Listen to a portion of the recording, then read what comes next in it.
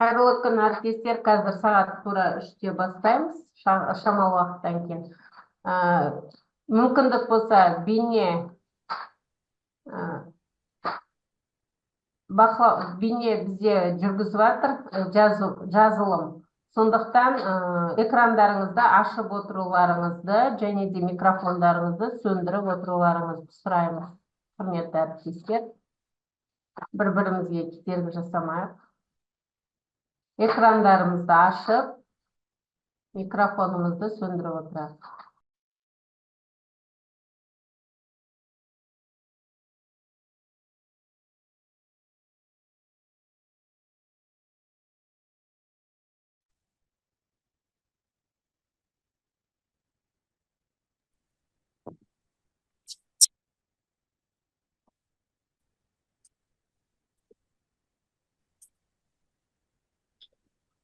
Разве это не то, что я врезалась? Теперь я, наверное, провожу собеседование. Это так, его бабушка велела взять? Оставили на 5 минут. Я...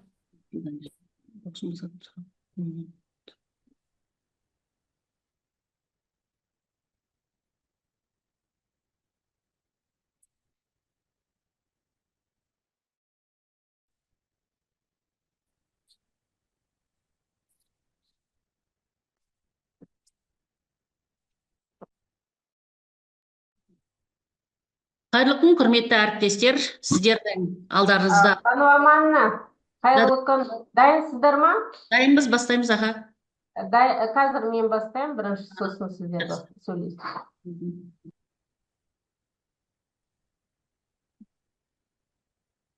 Барлығы қосылды ғой, нелеріңіз, презентацияларыңыз.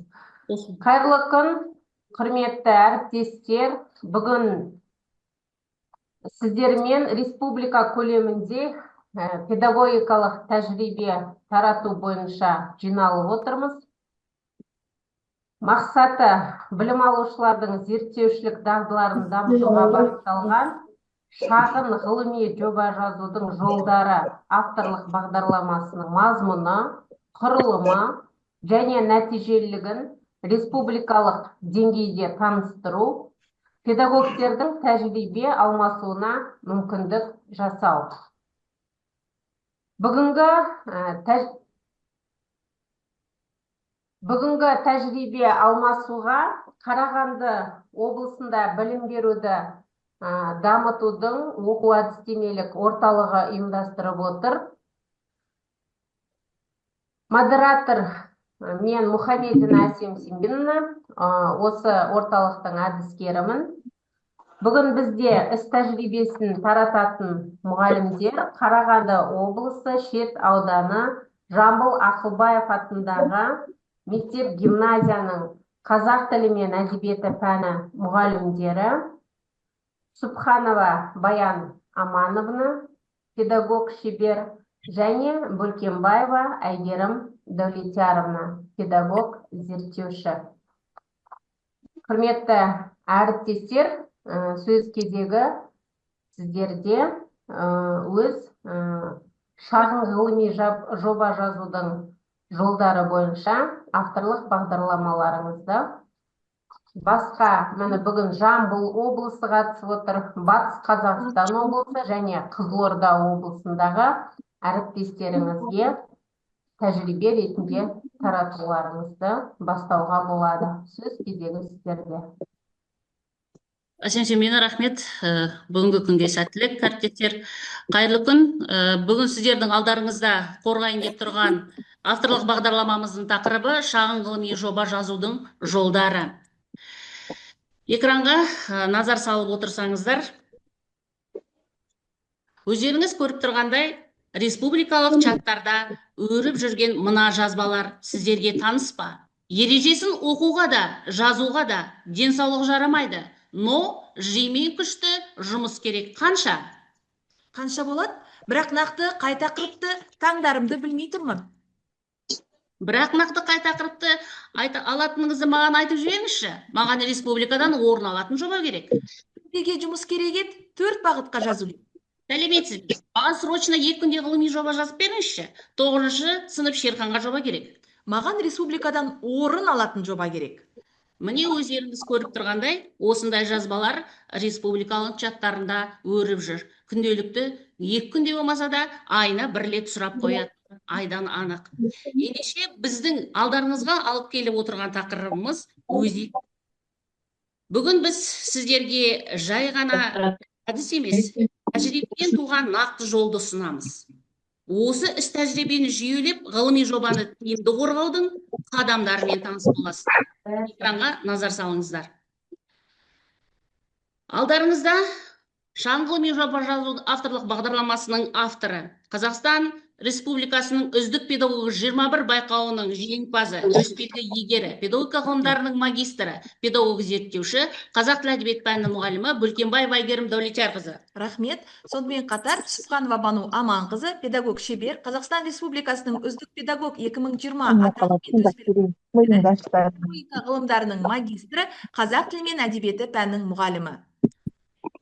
Біз бірінші сіздермен тақырыпқа диагноз қоюды үйренеміз. Екінші қадамымыз мазмұнды толтыру. Үшінші қадамда нақты жоспар құруды. Төртінші қадамда нақты өртке шығу жолдарын түсіндіретін боламыз. Алдарыңызда ғылыми жобаның бірнеше тақырыптары берілген. Бірге назар салып көрейік. Қай тақырып өзекті деп ойлайсыздар? Мен шығармадағы буллинг тақырыбы. Не жануарым? Инстаграм жүйесіндегі қазіргі ақындар айтысы, қазақ тілі мен математикалық ұғымдарының байланысы, дәрумені және иммунитет, бұл тандем қалай жұмыс істейді? Ғарышқа бірге ерекше жандар және энзақамға, заманауи қазақ жастарының этносанасы. Құрметті әріптестер, микрофондарыңызды өшіріп, белсенді болсаңыздар, біз сіздерге арнайы дайындап әкелген тосын сыйымыз да бар. Ал әріптестер, белсенді болсаңыздар, қай тақырыпты таңдар едіңіздер? Белсенді болайық. Осы ұсынылған 8 тақырыптың ішінде қайсы жүрегіңізге жетті? Тақырыпты таңдар едіңіз?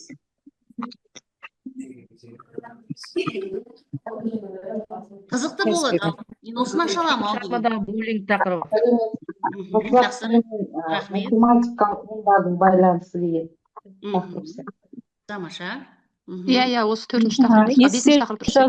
Инстаграм желісіндегі қазіргі ақындар айтысы деген тақырып. Өте жақсы. Инстаграм желісінде қазіргі ақындар айтысы, бұл да жақсы. Өте жақсы. 4-ші тақырып. Эссе жазудың тиімді жолдары. Жақсы. Енді әріптестер, осы өздеріңіз таңдаған тақырыпқа бір маңызды 3 сұрақты қойып көріңіздерші, диагноз қойып көрейік. 3 сұрақ төңірегінде ашып көріңіздер.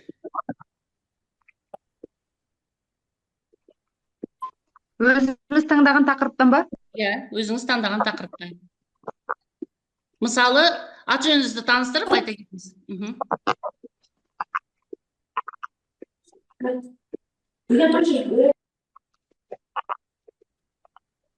Иә, әріптес? Белсенді бол.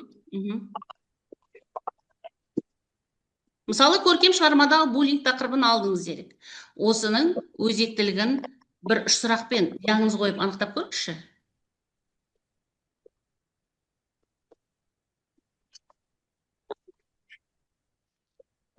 Немесе қазақ тілі мен математикалық ғылымдардың байланысы, Фибоначчи тізбегі.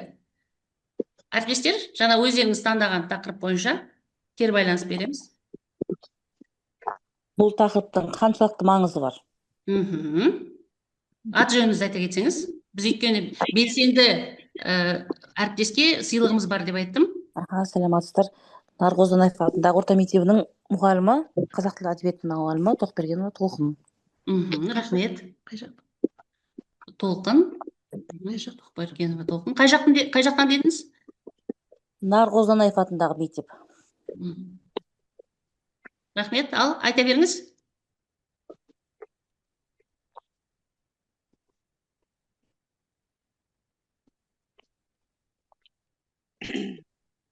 Қазақ тілі мен математикалық ұғымдардың байланысы деген тақырыпта өзекті ғой негізі. Өмірмен тығыз байланысты деп ойлаймын. Жақсы әріптестер, енді бұл жерде мүмкін педагогтың да бағыттауы керек шығар. Келесі слайдқа назар салсаңыздар, өзектілікті тексеретін үш басты сұрақ. Маңыздылығы неде? Шешілмесе не болады? Нәтижесі қандай? Кез келген идеяны осы сұрақтар арқылы өткізіп, өміршеңдігін тексеріп көріңіз. Ал енді осы сұрақтар бойынша тексеріп көріңізші.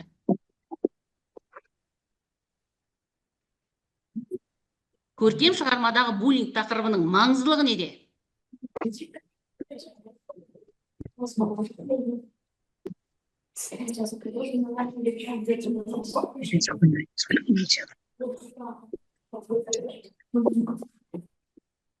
Бұл жерде маңыздылығы буллинг тақырыбының жалпы өмірде болатындығына бала енді тосыннан емес болатындығын бала ұғына білу керек деп ойлаймын енді маңыздылығы. Жақсы. Кез келген ситуацияға дайын болу керек. Қысылмаңыздар, әрбір пікір құнды. Кез келген ситуацияға бала дайын болу керек. Бізде көпшілік нәрсе дайын болмағаннан кейін сынып кетеді да. Деп өзім солай ойлаймын. Қазір қоғамда өзекті мәселе ғой қазіргі. Ат жөніңіз кім, әріптес? Әріптес, ат жөніңізді айта кетсеңіз? Қай мектептенсіз? Нарғозданаев мектебі. Әріптес. Қоғамда маңызды, мәселе болғандықтан, өзекті мәселе болғандықтан, маңыздылығы жоғары деп ойлаймын. Ал шешілмесе не болады?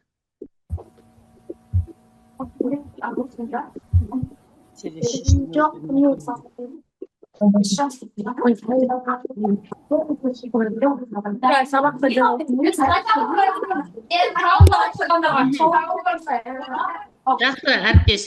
Нәтижесі қандай болады деп ойлайсыз? Нәтижесі қандай болады?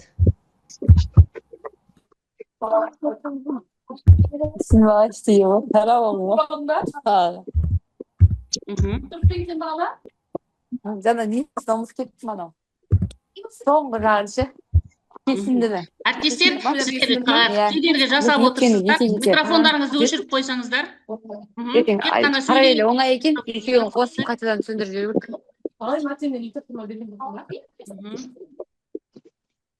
Жақсы, әріптестер, онда сіздерде тағы алып қосарларыңыз бар ма?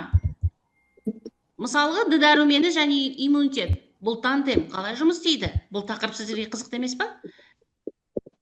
Осы тақырыпқа диагноз қойып көріңіздерші, үш басты сұрақ негізінде. Қарағанды қаласы 30-шы мектептен Рауандина Назым. Маңыздылығы бұның бірінші маңыздылығы денсаулыққа өте пайдалы.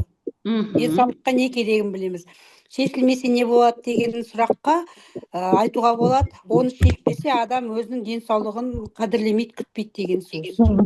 Нәтижесінде, егер маңыздылығын біліп соны қолданса, оның денсаулығы жақсы болады адамның. Ал егер маңыздылығын білмей шешілмесе, онда денсаулығы күрт төмендеп кетеді деп ойлаймын. Өте жақсы, әріптес. Бір қошемет жасап қойға болады сізге. Тамаша, керемет. Тағы да алып қосарларыңыз бар ма? Тағы да. Жана көп әріптестердің қызығушылығы осы қазақ тілі мен математика ұғымдарының байланысы. Фибоначчи тізбегі деді. Ал осы тақырыптың маңыздылығы неде деп ойлайсыздар? Менің ойымша бұл тақырыптың маңыздылығы жалпы адамның өмірі математикадан тұрады ғой. Былай қарасаң, екеуі байланысты сияқты, ал шын мәнісінде екеуінің байланысы өте жоғары. Рахмет, әріптес, аты жөніңіз? Мен аты жөнім Боранбаева Мейрамкүл, Тараз қаласы, 10-шы орта мектептемін. Рахмет, әріптес, дұрыс айтасыз. Ал шешілмесе не болады? Шешілмесе не болады? Шешілмеген жағдайда енді сол көпшілік жағдайда шешілмегеннің нәтижесінде бізде балалар бар ғой, гуманитария, сосын жаңа жаратылыстану болып кетеді да.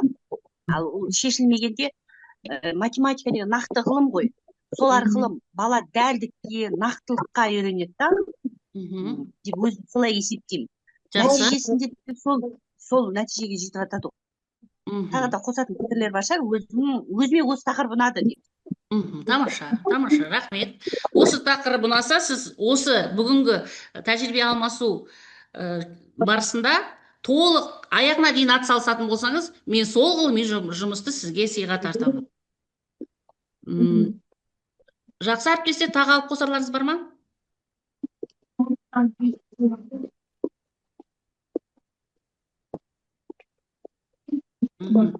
Буллинг тақырыбы, Жақсы, көркем рахмет. шығармадағы Енді буллинг біз тақырыбы. айта беріңіз. Буллинг кез келген уақытта болады ғой, тіпті жануарлардың арасында да болады. Сондай жағдай туындаған сәтте маңыздылығы. Қандай шешім қабылдайсыңыз оқушыларды? Сондай сауал қоюға болады. Шешілмесе оның салдары күшейе беретінін, соған еліктегіш балалардың шығатынын айту керек. Нәтижесі оған өнеге жол беруге болмайды. Бір рет қарсылық көрсетпесең, ол өмір бойы сол жасық болып өтуі мүмкін деген сияқты. Балаларға түсіндіру жұмыстарын жүргізу керек сияқты. Осы тақырыпта мен қосымша қосып кетсем болады ма? Мысалы үшін тортай мінген Ақбозатта да, жусан иісінде де бар ғой, енді баланы әлжуаздығын пайдаланып кейбір балалар келемес жасайды. Өмір болғасын жерде ондай жағдайлар күнделікті өмірде де болып жатыр, бірақ біз байқамаймыз. Олай балаларға түсіндіруге болады. Дұрыс айтасыздар. Ол көркем шығармадағы буллинг тақырыбының маңыздылығы өте жоғары. Өйткені бұл қоғамды алаңдататын мәселе. Егер де шешілмесе, біздің құндылығымыз жойылып кетуі мүмкін. Ал нәтижесі оның егер де дұрыс көзқарас білдіретін болсақ, біз оны дер кезінде алдын ала алады екенбіз. Өте дұрыс айтып отырсыздар, әріптестер, пікірлеріңізге рахмет. Келесі слайдқа назар салайық. Енді өзіңіз көріп тұрғандай, осы тақырыпты таңдаған соң үш әдіспенен талдап көрейікші. Сіз алған жаңағы тақырып мына сұрақтармен қалай қолданасыз? Мысалы, көркем шығармадағы буллинг тақырыбын қайда пайдаланасыз, қашан пайдаланасыз, қалай пайдаланасыз? Осы сұраққа жауап беріп көрсеңіздер. Негізі көркем шығармадағы буллинг тақырыбы әдебиет пәнінде әсіресе төменгі сыныптардағы оқушыларда өте жоғары ғой, бар ол тақырыптар ашылады. Әріптестер, пользователь Zoom. Неге сонда әріптестер? Жалпы буллинг, мысалы, әдебиет сабағы жалпы адамды адамгершілікке тәрбиелейтін пән ғой. Соған мына тақырып, мысалы, дөп келеді да, біз баланы мейірімділікке, бір-біріне жанашырлыққа тәрбиелеуіміз керек қой. А буллинг оған қарама-қарсы ұғым. Мысалы, жаңа Аян арқылы, болмаса Тортайдағы кейіпкерлер арқылы, мысалы, адам бойындағы жақсы қасиеттерді оята білуіміз керек қой. Біздің басты мақсатымыз сол, адам қылу, адамшылыққа тәрбиелеу. Бұл да өте жақсы тақырып мынау, мысалы, қазіргі заман болғанда, бұл тақырып буллинг деген мысалы қазір келіп жатқан термин ғой, бірақ бұрыннан да бар ғой шын мәнісінде. Өте орынды айтып отырсыз, әріптесім, мен сізбен толықтай келісемін. Сіздің пікіріңіз біздің үндес, өте тамаша. Сіз Мойынқұм ауданынан боласыз, иә, Бауыржан Момышұлы? Солай ма? Жоқ. Қай жер? Айта беріңіз. Мен Тараз қаласынанмын. Жаңағы әріптесіңіз, иә? Жақсы, өте тамаша. Біз мына жерде әріптестердің аты жөнін сұрап отырған себебіміз қазір сыйлықтың иесі кім болады екен деген сауал бойынша. Жақсы, енді осы өзіңіз таңдаған тақырыпты қалай пайдаланасыз, қашан пайдаланасыз, қайда пайдаланасыз? Осы сұраққа жауап беріп көріңізші. Мен өзім тақырып таңдаған қазақ тілі мен математикалық ұғымдар ғой. Мысалы, өзім таңдаған тақырып, мысалы, қазақ тілінде де қазақтың ұғымында да математикалық ұғымдар көп қой, жалпы. Иә, мысалы, сантиметр, метр емес, ол өзінше бөлек пайдаланған. Сол ұғымдарды әкеліп, мысалы, болады да қолдануға. Мысалы, бір қарыс дейді, бір ширек, мысалы, қазақша өзінше математикалық ұғымдар бар қой. Бұл нәрсені әкелуге болады деп есептеймін. Сонда біз құндылықтарымызды өткен немізді де жоғалтпаймыз да, қазіргі балалардың сөздік қорлары, мысалы, шын мәнісінде төмен ғой. Көп қазақтың баласы қазақша оқып отырып, қазақша сөз түсінбейтін жағдайлар болып жатыр да. Сол кезеңде осы екеуі байланысты сияқты деп ойлаймын. Соны, мысалы, өмірде қолдануға болады. Сабақтың арасында да, мысалы, әсіресе қазақ тілінде қолдануға болады. Өте тамаша. Құндылықтарға байланысты. Көркем шығармадағы буллинг тақырыбын, мысалы, күнделікті тәрбие сағаттарында қолданған дұрыс деп есептеймін мен. оқушыларға буллинг деп мысалы ашық түрде жария етпей, сол кейіпкерлердің іс-әрекеттері арқылы да жеткізе білуге болады деп ойлаймын.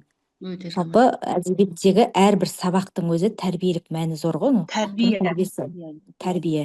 Тәрбиелік шараларда. бөлек сынып жетекшіміз ғой біздер еще. Иә. Бағытта. Енді осы тақырыпты бағанадан бері қозғап жатсыздар, өзекті екендігін сіздер де түсініп отырсыздар. Ендеше ең алдымен бірінші сіздердің түсінгендеріңіз шын мәнінде тақырыпты дұрыс таңдау керек екен, иә? Егер де қоғамға пайда әкелетін, өзінің өзектілігін жоймайтын тақырып ол қашанда қолдануға болады екен, иә? Ендеше сіздермен толықтай келісеміз. Енді ары қарай келесі қадамды жүргізетін Айгерім Дәулетиярқызы. Кезек сізде. Қайырлы күн, әріптестер. Дәл осы сауалды енді басқа қырдан қарастырып көрейік. Бүгінгі тәжірибе насихаттаудан алған білімдеріңізді келешекте қайда пайдаланасыздар, қашан пайдаланасыздар және қалай пайдаланасыздар? Осы төңіректе бір ойланып көрсеңіздер. Себебі қазір біз алдағы 1 сағат, 1,5 сағат уақытта дәл осы ғылыми жобаларды қалай қорғауға болады және оның құрылымы қандай? Және ал жаңа ғана әріптесім қызықты тақырыптан бастау керек екенін айтып өтті. Сондықтан баса назар аударып отырсаңыздар. Ал қазірде алуан жүйрік бар, әліне қарай шабат. Қазірге озып келе жатқан Тоқбергенова Толқын әріптес, Қарағандыдан Рауандина Назым әріптес, Боранбаева Мейрамгүл әріптес, Шынар әріптес және Батыс Қазақстаннан Бәйтерек ауданы Қадыр Мырзалиев мектебінен әріптес аты жөнін жазбапты. Келесі әріптестер де дәл осы республика көлемінде орын алған жұмыстың түп нұсқасын алғыларыңыз келсе, барынша белсенді болады деп ойлаймыз. Ендеше экранға назар салып, мына бір сауалға жауап берсеңіздер. Жоба дегеніміз шағын мәтін емес. Ендеше біз мазмұнды қалай толтырамыз? Кімде қандай жауап бар? Қарағанды қаласынан Рауандина Назым, 30-шы мектеп. Мысалы, жоба дегеніміз шағын емес, действительно, бұл ғылыми жұмыстың бір бөлшегі, бастамасы. Біз буллинг дедік, дәрумендер тақырыбына тоқталдық қой, оның бәрі ғылыми жобаға келіп тоқталады. Тағы қандай сұрақтар болды? Ашасыз ба слайдты? Ашып тұрмын. Қалай толтырасыз? Ойланып жатырмын. Так, жай ғана мәтін мазмұнды қалай толтырамыз? Жай ғана мәтін емес, мен бірінші егер дәрумен тақырыбын алатын болсам, дәрумендердің күнделікті тұрмыста адамға қандай пайдасы бар екен айтамын жай ғана мәтінде. Сосын ғылыми жұмыстардан тоқтамалар келтіремін. Сосын мағынадағы мазмұнда менде нашар ашылып тұр. Мағынадағы мазмұн енді мен жаңағы жай ғана мәтінді аламдағы, енді оны бөліктерге бөліп, өзім жаңағы ғылыми жоба ғой бұл. Сондықтан бөлікке бөліп, бұған жоспар жасаймын. Сосын жоспар арқылы осы жаңағы жай ғана мәтінді толықтырамын, аргументтер, фактілер келтіріп деп ойлаймын. Тамаша, көп рахмет. Есіміңізді тағы да бір мәрте түртіп алдық. Тағы да алып қосатын әріптес бар мекен? Д дәруменіне қатысты бізде Рауандина Назым әріптес тоқталды. Ал көркем шығармадағы буллинг бойынша кім ой қоса алады? Көркем шығармадағы қысқа нұсқа, иә, бірінші осыны қосам, екінші осыны қосам деп. Ең бірінші алдымен, есіміңіз? Ең бірінші буллинг деген түсіндірме сөздіктерде, жалпы сөздіктерде бұл буллингке қандай анықтама береді, осыған бірінші тоқталам. Содан кейін енді буллингтің мысалы психологияда, көркем әдебиетте қалай зерттеледі осы бағытта. Сосын нақты бір шығарманы алып, мысалы енді бір шығарма, екі шығарманы алып, сондағы буллингтің көрінісіне қалай көрініс табады осыған. Соған тоқталамын. Ал өнім деген түсінік бар ма сіздерде? Жобаның нәтижесі ретінде бір өнімді сұну керек деп жатамыз. Не сұнар едіңіздер? Осы жобаның өнімі ретінде. Өнім ретінде, мысалы, ол жоба жазғаннан кейін күнделікпен байланыстыра білу керек. Екі қай тақырыпты болса да. Өнім ретінде, мысалы, ең соңында нәтижелі бір нәрсе шығу керек. Құнды нәрсе, мысалы тәрбиелік нәрсесі да, мысалы жаңа буллинг деп айтылып отыр ғой, буллинг болса жаңағы сол оқушыларға күнделікті өмірде мысалы тәрбие сағатында қолданатын бір кітапша ретінде ме, жаңа жинақ ретінде ме бір өнім болу керек. Мысалы дәрумендерге де бір карточка сияқты ма өнім соңында шығу керек деп ойлаймын. Бұл практикалық күнделікті өмірмен байланысу керек, практика түрінде өту керек. Тамаша. Есіміңіз? Дариға. Былай келісіп алайықшы, әріптестер, қайта бір сөзді есіміңіз деп айта бермей, бірден кім сөз алады, есімін қай жақтан екенін айтса, мен үнсіз ғана түртіп алып отырам сіздерді. Жақсы ма? Дариға.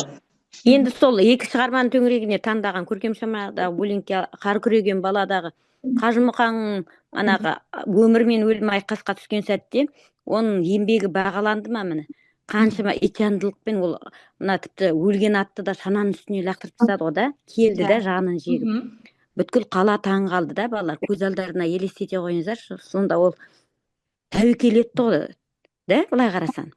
Сол кездегі замандағы көзқарас пен қазіргі замандағы көзқарас деп салыстыруға болады. Сосын манағы руханисінен мана буллинг көрінен ана жылау қосымшасын бермей қалады. Сол үзінділерді алып балалар бұл қай шығармадан алынған деп шығармаға қайта сараптау сол өтуге болады. Тамаша, қайта баланың көзімен қайта сараптау жасау керек. Есікбаймен төбелескенде ол қорыққаннан төбелеспей жүр екен. Оның ар жағындағы ішкі несі еркім, әжесін жылатпайын, әжесін алыппайын деп маған төбелесу болмайды, әжем ренжиді ғой деп бір намысын ұшқын еткен.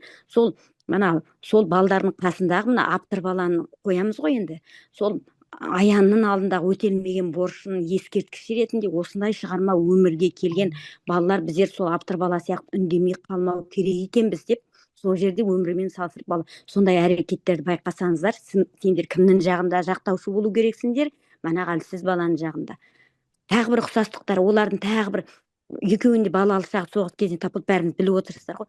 Тағы қандай олардың бір қиын жерлері бар дегенде бәрі айтады ғой, біреуінің аяғы мүкіс сілтіп басатын еді, тобы тайып кете береді, біреуінің құлағы естіңкіремейтін еді деп солай салыстырып отырып, ал сондай біздің тарапымызда да балдар бар ғой арамызда. Біздер оларға не істеу керек екенбіз? Көмектесіп жүру керек. Құндылыққа жайлап тәрбиелейміз. Сонда бір мына әдеби шығарма параллельный дүние емес, біздің өмірімізде де сондай жағдайлар кездеседі. Сондай естелік балалық шағында жіберген тіпті мына аянда шыға алмайды ғой. Неге шығара алмады балалар? Ол досын іздеген жоқ.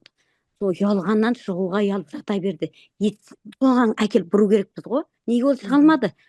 Ол жоқ керек емес, оятпай қойыңыз, ораш ұйықтай берсін деп. Ол бәрін естіп жатты ғой. Неге шыға алмады деген балдар ойланып қалады.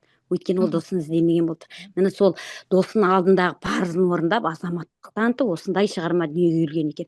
Балалар сондай жағдай болып қалмас үшін қазірден бастап байқағыш болу керекпіз деп балаларды адамгершілікке тәрбиелейміз.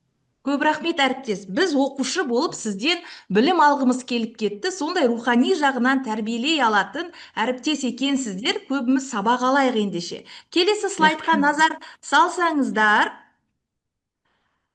Өнім ретінде айтып жіберуге бола ма? Не ұсынуға болады деген. Айта қойыңыз, есіміңіз? Аягүл, бейнероликтар ұсынуға болады деп ойлаймын. Жаңа әріптесім айтып кетті ғой жаңа. Буклетті, мысалы буклеттер, сосын мысалы 10 кеңес буллингке қарсы 10 кеңес деген сияқты. Сосын жалпы сыныптың ережесін жасауға болады деп ойлаймын постер ретінде. Тамаша, көп рахмет. Енді келесі бір дүниеге қараңыздар. Бос қаңқа әдісі. Бағанадан бері сіздерден сұрағанымызда, сіздер рухани тұрғыдан баланы тәрбиелеу жолында ғылыми жобаны осылай жазуға болады, тақырыпты осылай оқытуға болады деп тоқталдыңыздар. Ал енді көзқарасымызды мұғалімдік көзқарасқа тағы да салмақ қойып, ғылыми тұрғыдан бағыттауға қарай мән берейікші. Яғни қазір бос қаңқа әдісі ғылыми тұрғыдан ойлап көрейік. Бәріміз диплом жаздық, көбіміз диссертация жаздық. Сондағы алған білімімізді ғылыми жоба жазуға қалай қолдануға болады? Соған қарай ойысып, мына бір тапсырманы орындап көрейікші. Құрылымсыз жоба болмайды делік. Енді бос қаңқа әдісі болса. Егер идеяңыз мықты болса да, егер ол болмаса, қиял күйінде қала береді. жобаңызды тұрғызу үшін нақты қандай қадамдар жасар едіңіздер? Енді ғылыми тұрғыдан айтсаңыздар, бірінші мен осыны айтам, екінші осы кіреді, үшінші құрылымына осы кіреді деп, кім 7 қадамды айта алады? Егер ол қате болып жатса, ол айып емес. Себебі біздің мақсат тәжірибемізбен алмасу, үйрету. Сіздерден де бір нәрсе үйреніп қалайық біз. Белсенді болсақ, мысалы тақырыпты таңдаймыз ғой, тақырыпты таңдағаннан кейін жоспар жасаймыз ғой. Сол жоспарға байланысты әдеби бірінші әдеби кітап материалдарды жинақтап алу. Оның ішінде материалды жинақтап алғаннан кейін оқушы жаңа танысқаннан кейін мысалы ол тек қана әдебиеттерден теория жүзінде мәлімет басында беріліп кеткеннен кейін бірінші, содан кейін практика түрінде мысалы сұхбат, сауалнамалар алыну, әрі қарай практика түрінде өрбіту. Мысалы видеороликпен сұхбат алу, сауалнама, диаграммалар шығару. 3 қадам айттыңыз. Сосын практика түрінде сұхбаттасуға болады, видеороликке түсіруге болады. Сосын қорытындысы ретінде кері байланыс оқушылармен осы жоба жөнінде мен мысалы ұйымдастырар едім. Қалайда кері байланыс бір нәрселер ұйымдастырылу керек деп ойлаймын. Оқушыны ескертер едіңіз, иә? Рахмет. Сонымен сіз 5 қадам атадыңыз. Жақсы. Ең бірінші тақырыпты таңдау деп ойлаймын. Тақырыпты дұрыс Ол айтылды, айтылмаған пікірлерді айтсаңыздар. Мен әдебиеттерге саламатсыздар ма, мен Сәкен мектебі. Материал жинақтау керек, әдебиеттерге шолу жасау керек, қосымша әдебиеттер іздеп, жаңағы солармен салыстырып материал жинақтағаннан кейін оған презентация жасап қорғау керек қадамдары. Мен ойлаймын сондай қадамдары бар деп. Рахмет, Әсем әріптес. Ұсыныс нәтиже шығаратындай, қорытынды талдау болу керек жаңағы қадамдары. Тақырып таңдағаннан бірден әдебиеттерге шолу жасап, осы тақырыптарда өзгелер не дейді екен, басқа ғалымдар не айтады екен, бұл тақырыптың соңында болды ма екен деп бірінші әдебиеттерге шолу жасайды ғой, басқа нелерге. Содан кейін барып жаңағы сосын оқушы материалды жинақтау керек та, мұғалімда неде. Осы материалдардың бәрін жинақтап, керегін алып, аргумент, факт, дәлел келтіріп, содан кейін дейтін әріптес болса тыңдауға әзірміз. Қарағанды қаласы 30-шы мектеп Рауандина. Мысалы, мен жаңағы әріптестердің пікірлеріне қосыламын, және тағы мынандай қосатын пікірім бар. Мысалы, менде дәрумендер тақырып дедім ғой, дәрумендер, иә. Сол дәрумендерді пайдалануда жаңағы жобаны жасап отырған оқушымен бірге эксперимент жүргізуге болады, тәжірибе жүзінде жүргізуге болады. Мынандай тағамды ішсем, мынандай болады, мынандай витаминді дәруменді ішсем, мынандай болады деген сияқты кішігірім ғылыми жобасын толықтыруына болады. Осындай ұсыныс менде. Тамаша. Көп рахмет. Эксперимент деген сөзді ести алдық. Тағы да? Тараз қаласы Боранбай Мейрамкүл. Мен, мысалы, жаңа әріптестерімізде неше түрлі идеялар туындап жатыр ғой. Сол мысалы материал жинақтайды ғой. Материал көп жиналады негізі. Соны сұрыптай білу керек деп есептеймін. Тақырыпқа сәйкес сұрыптай біліп, іріктеп алу керек деп ойлаймын. Бір идеямды қосатыным. Өзім ойым. Маңызды. Сұрыптай білу керек. Қайсы маңызды тақырып бойынша қай мәлімет маңызды, соны бірінші орынға алу керек деп есептеймін. Содан кейін рет-ретімен өрбей береді. Жақсы, рахмет. Кешіріңіздер әріптестер, саламатсыздар ма? Кез келген тақырыпты біз таңдаймыз, сіздер өздеріңіз айтасыздар ғой, тақырыпты таңдау керек, дұрыс таңдау керек деп. Сол тақырыпты таңдағаннан кейін сол тақырып бойынша біз зерттеу нысанын анықтап аламыз ғой. Зерттеу нысанын анықтап аламыз. Бәрекелді. Сол бойынша жоспар құрылады. Мысалы, зерттеу нысанында нені ең бірінші алғашқы жаңа кіріспесіне не кіргіземіз, негізгісіне не кіреді, қорытындысына не кіреді дегенде әр бөлімге бөлгеннен кейін оны мысалы кіріспенің өзінде не айтылады, негізгінің орнында не қарастырылады, қорытындыда не қарастырылады, оның арасында мысалы зерттеу нысандарымыз бар. Оны практикалық тұрғыда көрсетуіміз мүмкін, болмаса шығармашылық тұрғыда көрсетуіміз мүмкін. Сонда мысалы біз жаңағы зерттеу тақырыбымыздың өзі көлемі жағынан қандай көлемді алу керек, біз бастапқы соны. Мысалы кейбіреулер жаңағы қысқа нұсқа ғана деп жатады ғой, біз сол үшін ең бірінші зерттеу нысанын жасау үшін біз кең көлемде жоба жасап алуымыз, жаңа жоспар жасап алуымыз керек деп ойлаймын мен. Тамаша, кең көлемде жоспар құрамыз, сүзгіден негізгісін жазамыз, ал ең бастысын презентацияда қорғау барысында ұсынамыз, иә? Қорғау барысында көрсетуге болады, иә, көрсетуге. Жақсы, көп рахмет. Ендеше келесі слайдқа қарап, мән берсеңіздер, сонымен дөп түстіңіздер, тақырыпты дұрыс таңдауымыз керек екен. Екіншісі, жаңағы сіздер негізі мына нәрсені үйренгендеріңіз дұрыс. Өз бидайымызды өзімізге қуырып бергендеріңіз абзал болады. Жаңа алдында ғана айттық, біз өзектілік деген сөз айтылды, 3 сұрақ қоямыз деп 3 диагноз қойдық. Сол дүниенің төңірегінде қорытынды шығарғандарыңыз жөн еді. Қараңыздар, сонымен тақырып дұрыс таңдалды делік, енді ол тақырып өзекті ма? Енді балаларға түсіндіру барысында мен өз тәжірибемнен айтатын болсам, өзектілік деген сөзді түсінбей жатса бір проблема деп айтам. Қандай да бір проблема, сіз оны қалай шешесіз деп айтам. Содан кейін, мысалы, ана тақырыбында жазатын болса, бұл тақырыптың проблемасы неге аналар үйі көп ендеше? Қарттар үйі көп. Егер де мысалы жетім туралы қорғайтын болса, ендеше неге жетімдер үйі көп? Қазақ тілін таңдайтын болса, неге қазақ тілінде ендеше біз өзге тілде сөйлейміз, өз тіліміздегі құрмет қайда деген сияқты, иә? Мысалы, буллингқа қатысты. Иә, буллингқа қатысты да. Буллинг көп. Мысалға. Сондықтан өзектілігі болғаны маңызды. Одан кейін мақсат қоясыздар. Мақсатты қандай да бір міндеттермен нақты қадамдар арқылы шешесіздер. Одан кейін оқушының ең ерекше белсенді болатын бөлімі ол зерттеу бөлімі. Ал оны біз қалай зерттейміз, не ұсынамыз? Осыдан кейінгі слайдтарда сіздер көретін боласыздар. Сіздер өйткені біз сіздерге нақты қорғалған 2 жобаны ұсынатын боламыз.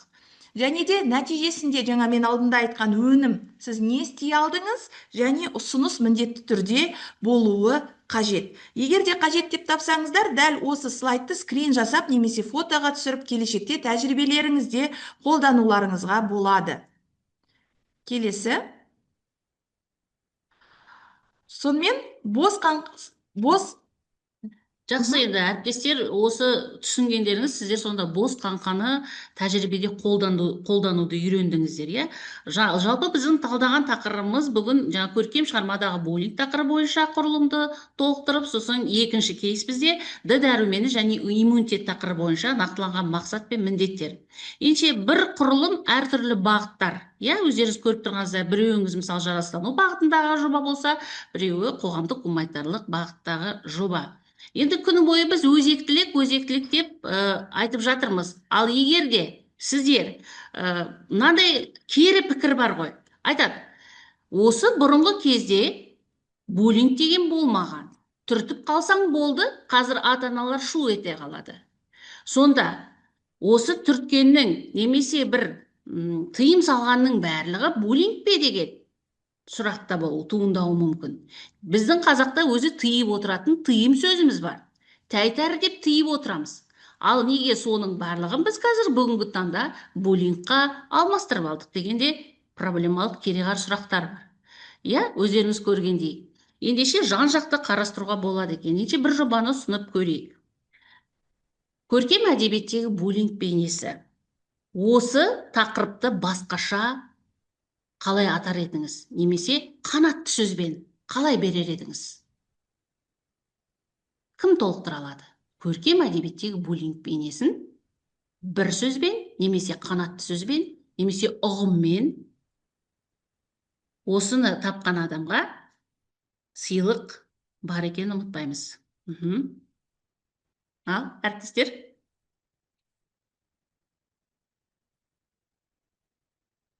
Осыны басқаша атап көріңіздер, немесе бір түйін жасап көріңіздер. Көркем әдебиеттегі буллинг бейнесі.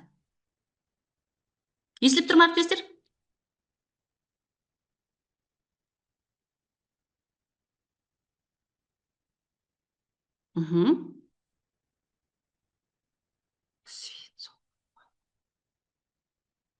жеті сон қалды. Біз үйіне.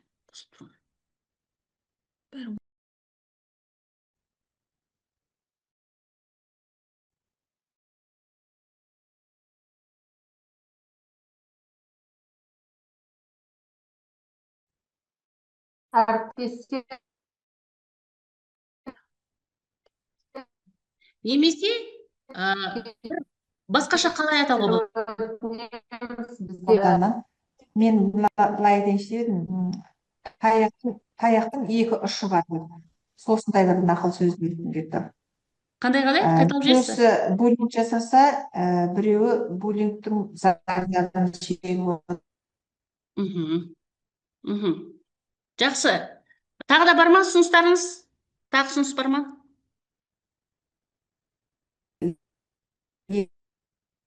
Тобықтай түйін жасап көрейік осы тақырыпқа. Естілмей тұр. Ұрпақтың үнсіз трагедиясын түсіну деп ала аламыз ба?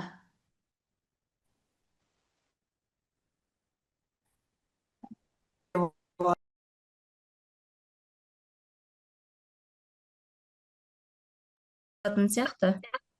Әріптестер, бір сөз жаралайды, бір сөз емдейді. Саламатсыздар ма? Мен тақырып ұсынуға бола ма?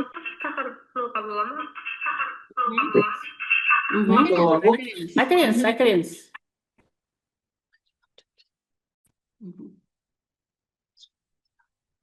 Жалағаш ауданы болса. Жалпы көркем шығармадағы кейіпкердің ойындағы қатыгер бейнесі деп алсам. Жақсы.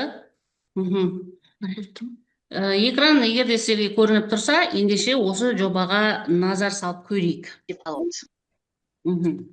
Жақсы. Жаңа ғана айттық, бұны әр қырынан қарастырып. Артында адам қойған соң қайтып адам болайын деуге де болады да. Әдебиеттегі рухани жара деп те алуға болатын сияқты. Ой, өте тамаша. Өте тамаша. Енді бұл жұмысты зерттеп... Адамды адам ететін иірім десе де болады. Бірақ әріптестер, мен сіздердің пікірлеріңізді тыңдадым. Енді жалпы ұрпақтың үнсіз трагедиясын түсіну деп оқушымның алған бұл түйіні.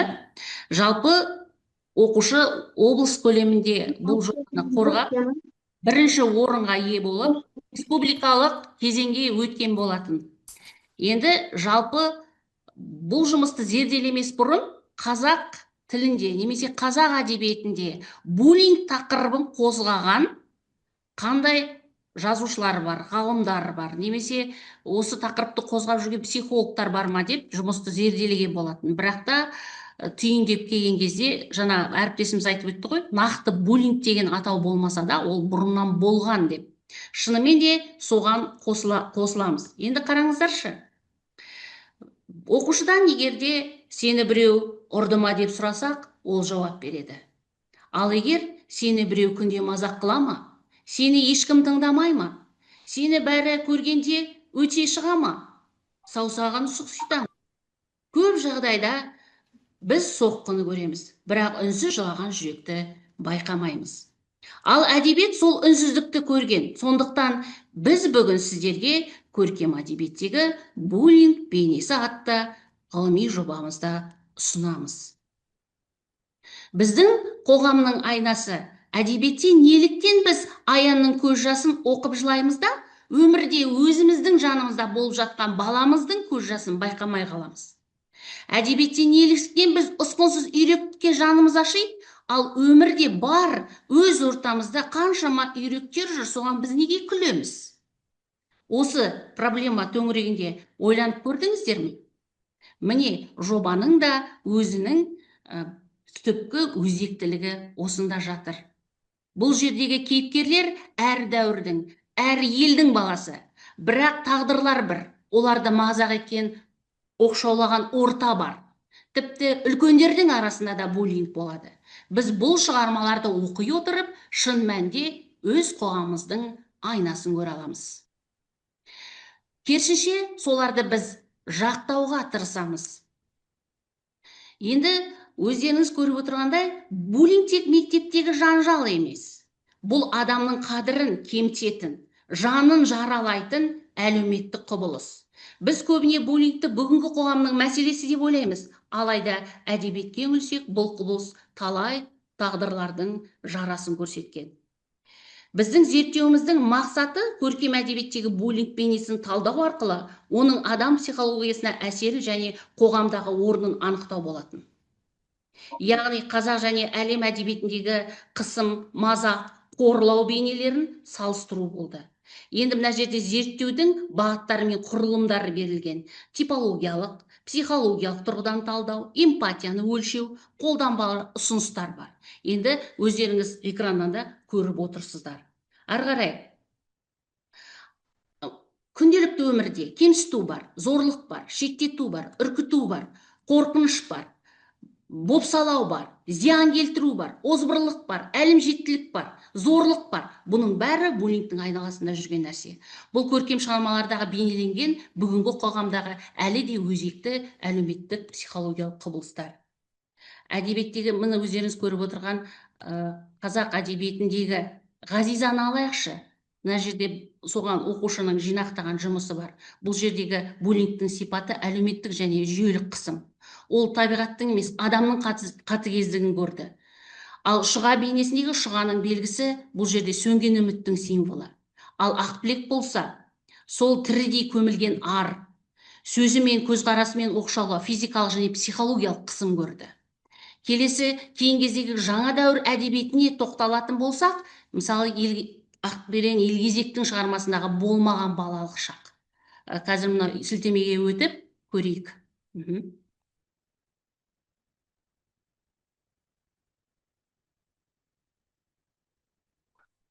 Сіздерге көрініп тұр ма экран? Көрініп тұр, көрініп тұр. Көрініп тұр, сілтеме ашылмады бірақ. Қазір мына ашылып жатыр.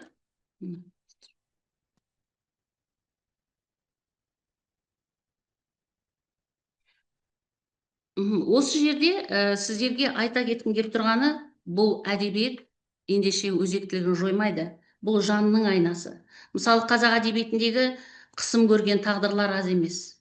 Өздеріңіз білесіздер, жаңа бәрін шығарманы оқыған, тоққан адам бәрін айтып кетіп жатсыздар.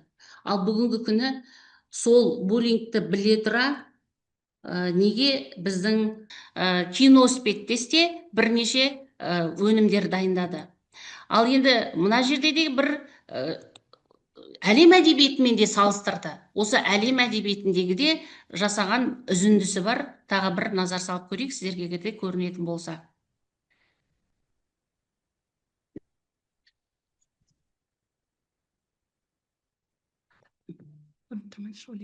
Сіздерге көрініп тұр ма?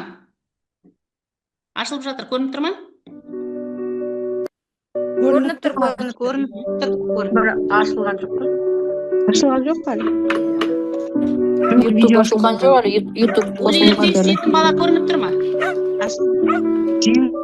Қатыгездік деген. Жоқ, былайша, видео ашылған жоқ. Видео ашылмапты. YouTube ашылмады әлі.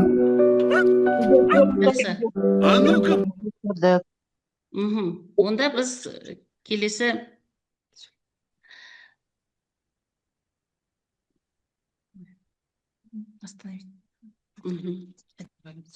жақсы, енді бұл жердегі біздің сіздерге айтпақ дүниеміз бүгінгі күндегі бұл өзектілігін жоғалтпағандығын. Сол сияқты мен қазақ және әлем әдебиетін салыстырғандағы қандай ой түйдім деген оқушы өз-өзіне сұрақ қойды. Және бірнеше психологтардан, сол сияқты әдебиетшілерден, ғалымдардан өздеріңіз айтқандай зерттеу жүргізіп, бірнеше кітаптар дайындады, оқушыларға оны таныстырды. Ең алдымен балалар жалпы әдебиеттегі буллингті таба алмады. Артынан барып, осы шығармаларды оқытқаннан кейін, екі әлем әдебиеті мен қазақ әдебиетін салыстырғаннан кейін балалар бүгінгі буллингті әділетсіздікке жол бермеу үшін жан ашырлық, жақсылық пен әділеттікті үйрену, осы буллингтің себептерін іздеу сияқты. Сонымен қатар мектепте оқушы осының алдын алу үшін TED форматындағы байқаулар, әдеби сот, сондай-ақ буллингке қарсы хаттар мектепте дайындалды, волонтерлық көмектер жасалды және ата-ана жиналыстарында осы жоба қорғалды. Сонда бұл жердегі түйген ой Ғазизаның басынан өткен Шұғаның, Бейнеті, Ақбілектің психологиялық тұрғыдан өзін зорлық көруі, сол сияқты жетімдік, үнсіз жылаған кейіпкерлермен қауышты. Бала осыдан кітап оқуды үйренді, талдады, жалпы бүгінгі қоғамдағы адамдықтың ең биік өлшемін түсінді. Кемсітпеуді, қорламауды, ол басты назарға алды. Әрі қарай да міне өздеріңіз көріп тұрғандай психологиялық тұрғыдан траектория сызды, сауалнама жүргізді, сонымен қатар алгоритмдерін салыстырып шықты, әрбір әдіспен. Мынау соңында жүргізілген жаңағы волонтерлік жобалар. Енді келесі жобаға назар салыңыздар. Айгерім Дәулетжарқызы, сізде. Бану Аманқызы, мен мынандай ойда қалып отырмын қазір. Мына бір жүрек жарды, керемет видеоларды жасағанда балалар, соны әріптестер көре алмай қалды, иә? Кейбірі. Оның шешімі бар. Дәл қазір отырып, YouTube-тың іздеу жолағына үздік педагог 2020 деп жаза қойыңыздар. Google-дың іздеу жолағына немесе YouTube-тың іздеу жолағына үздік педагог 2020 деп жазсаңыздар, Бану Аманның каналын көресіздер. Сол каналда 800-ге тарта видео бар. Балалардың әрбір жұмысын саралап салып отырады. Мен дәл өзім осы кісінің жасаған дүниелерін сабағыма пайдаланам, дайын дүние. Сондықтан көріңіздер, пайдаланыңыздар, көрмей қалдым деген өкініште қалмаңыздар. Келесі. Жаңа не айтқан